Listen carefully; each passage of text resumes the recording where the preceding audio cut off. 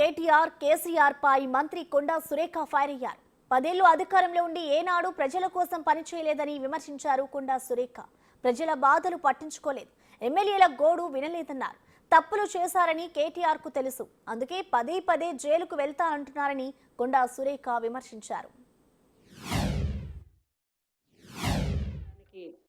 కారణం ఈ మధ్య కాలంలో సైకోరావ్ అండ్ గ్రూప్ అంతా కలిసి, బీఆర్ఎస్ గ్రూప్ అంతా కలిసి మరి ప్రభుత్వాన్ని బద్నాం చేసి ప్రజల్లో లేనిపోని అపోహలు కలిగించి బట్టగాల్చి మీద వేసి ఏదో ఒక రకంగా రేవంత్ రెడ్డి గారి పరిపాలనను అడ్డుకుంటూ, సంక్షేమాన్ని అభివృద్ధిని అడ్డుకుంటూ ప్రభుత్వాన్ని ముందుకు కదలనీయకుండా మరి ప్రభుత్వానికి చెడ్డ పేరు రావాలి, ప్రజల్లో విశ్వాసం కోల్పోయే విధంగా మరి అడ్డుకోవాలి అనేటువంటి ఒక దురాలోచనతోటి ఈరోజు కేటీఆర్ అదే పనిగా కార్యక్రమాలు పెట్టుకొని మరి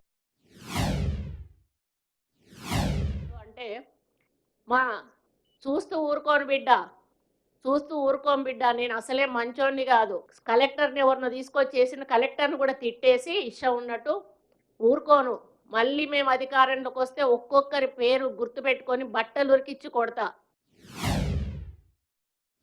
ల్యాండ్ ఆర్డర్ ప్రాబ్లం క్రియేట్ చేసి తెలంగాణలోకి పెట్టుబడులు రాకుండా, తెలంగాణకు ఉంటే ఒక అభద్రతా భావం ఉంటుంది, ఇక్కడ మాకు సరిగా ఉండలేము అనేటువంటి ఒక ఫీలింగ్ కల్పించి వచ్చే కంపెనీలు రాకుండా, వచ్చే పెట్టుబడులు రాకుండా ఈ ప్రభుత్వం ఇప్పటికే దీవాలా తీసిండ్రు. వీళ్ళు దీవాలా తీసిన ప్రభుత్వాన్ని మాకు అప్పచెప్తే మేము అన్నీ కూడా రేవంత్ రెడ్డి గారు మరి డిప్యూటీ సీఎం గారు ఫైనాన్షియల్గా ఎంతో బాధ్యతను బరువును మోస్తూ కూడా ఎన్నో సంక్షేమ కార్యక్రమాలను ఈరోజు మేము ప్రజల్లోకి తీసుకెళ్తూ పనులు చేస్తూ ఉంటే ఒక్క పని చేయలేదంటారు.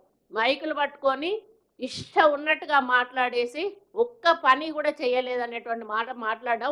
మరి వాళ్ళకు తెలివిని మాట్లాడుతాండ్రా, తెలివి లేక మాట్లాడుతాండ్రా నాకు అర్థం కావడం లేదు.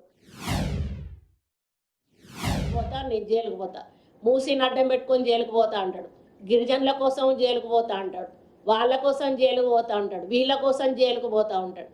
అసలు ఆయన చేసిందేదో ఉంది, ఆ తప్పులేవో బయటకు వస్తూ ఉన్నాయి, ఆ తప్పుల్లో జైలుకు పోతా అనేది ఆయనకు తెలుస్తూ ఉంది, సిక్స్త్ సెన్స్.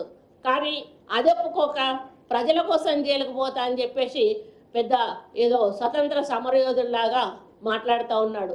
నేను ఒకటే అడుగుతా ఉన్నా, వీళ్ళు అధికారంలో ఉన్నప్పుడు కేసీఆర్ కానీ కేటీఆర్ కానీ కనీసం ఎమ్మెల్యేలను కలిసిండ్రా? ఎమ్మెల్యేల సమస్యలన్నా విన్నా?